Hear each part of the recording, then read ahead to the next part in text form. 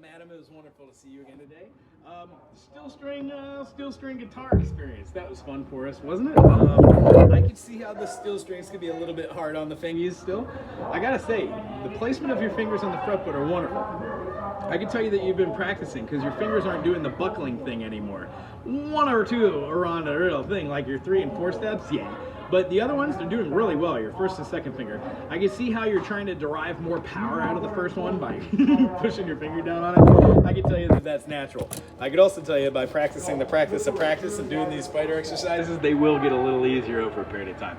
I'm going to do the spider exercises with you. I hope we could go along with one, and then I'm going to show you what the first 4 notes are of the C major scale. The C, open D, E on the 2nd fret, and then the F. And then I'm going to go through and show you that song I was talking about, Canon, Pocket Bell to be exact.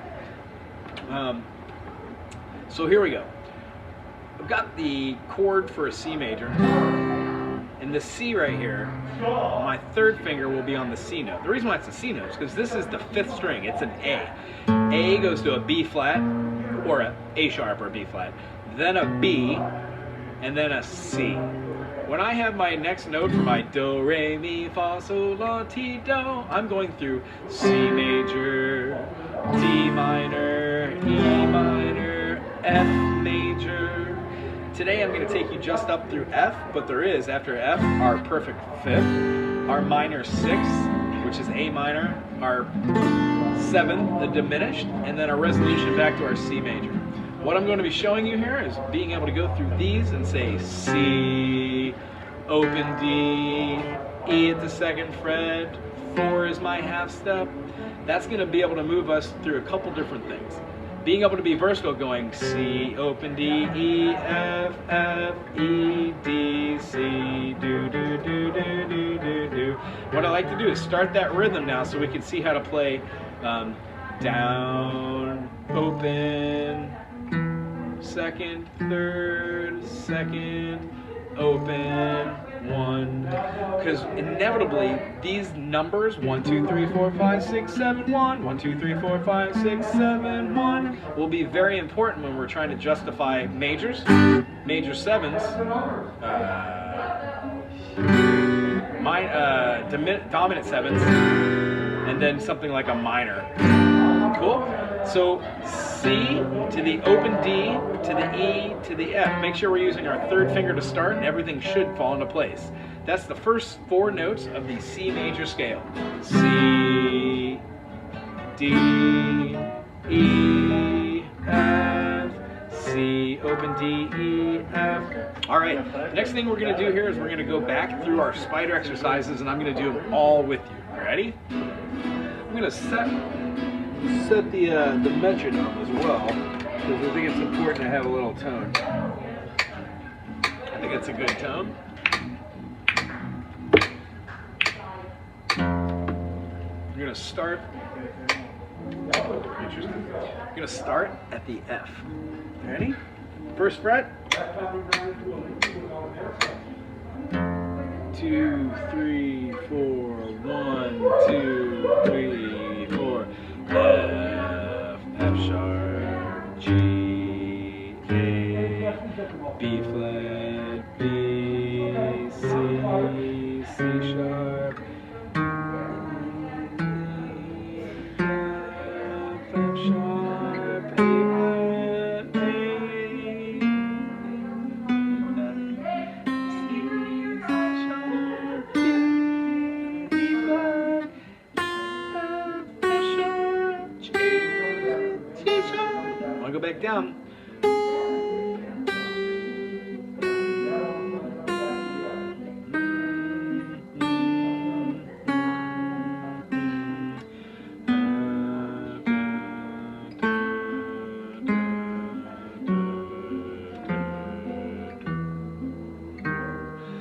These pinkies will get easier through time.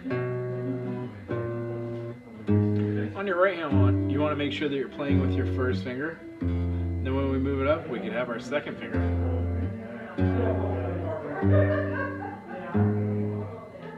The purpose of this is to keep our fingers as close to the fretboard as we possibly can. And I know that your fingers are just getting used to playing through these, but make sure you're also concentrating on playing in the middle of the frets rather than playing on the actual fret itself.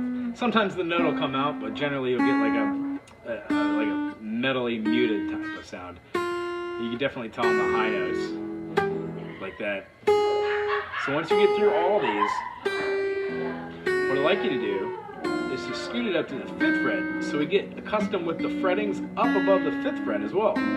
At this point, we're going to be seeing that all these fingers want to stay in line.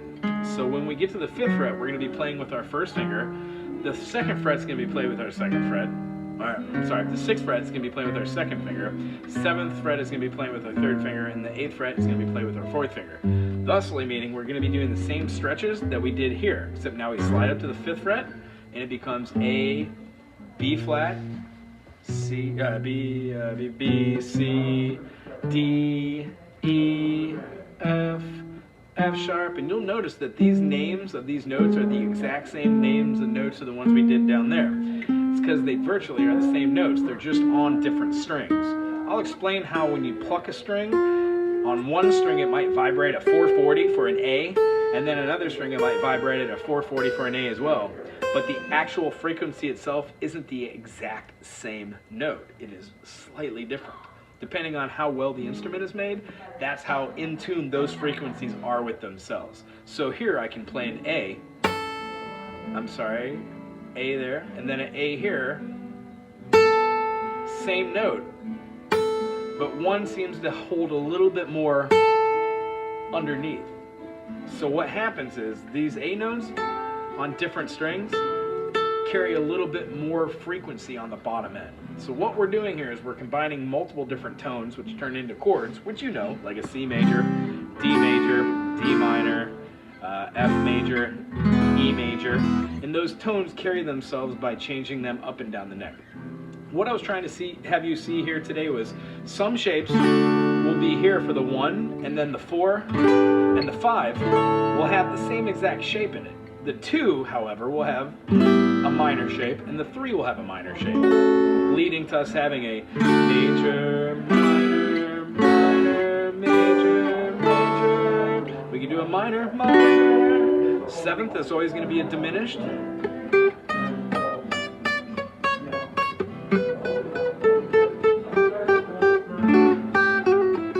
Which always resolves itself back to the major.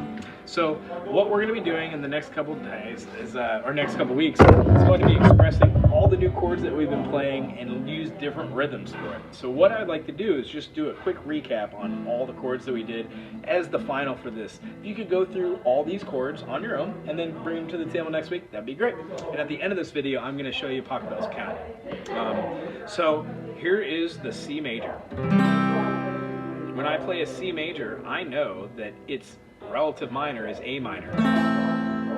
When I take A minor in the secondary fingering and I scoot it up to the 3rd fret and play that C, I get a C minor. C major, C minor. D major. When I move the F sharp down to an F by switching my 2 fingers here,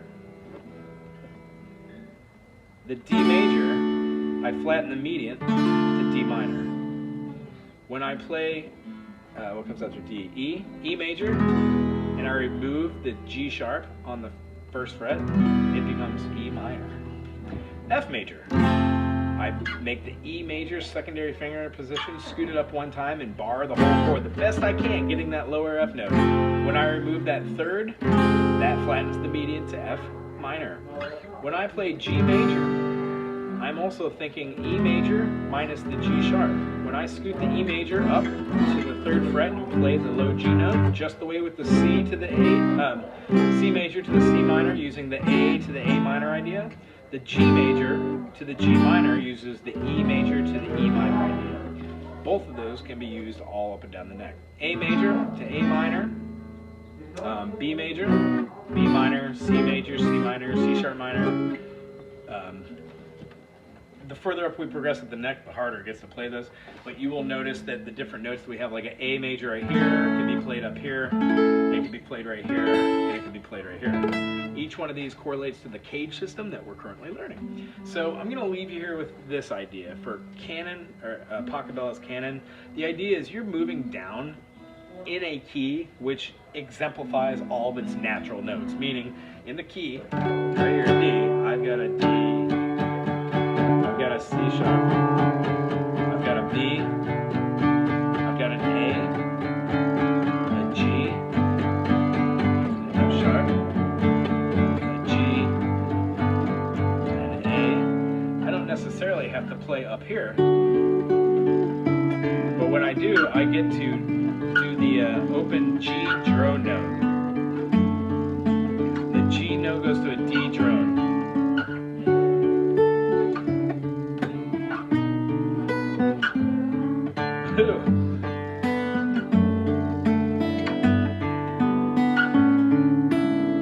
And at this point, a melody takes hold, and we're going to be learning that melody in the next couple of weeks. However, these bass chords can be played over here with the D.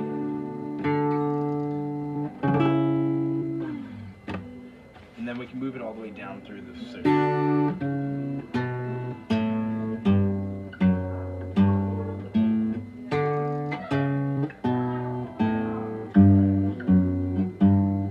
See how I moved the lowest note over here below the 5th fret? I can move it down here.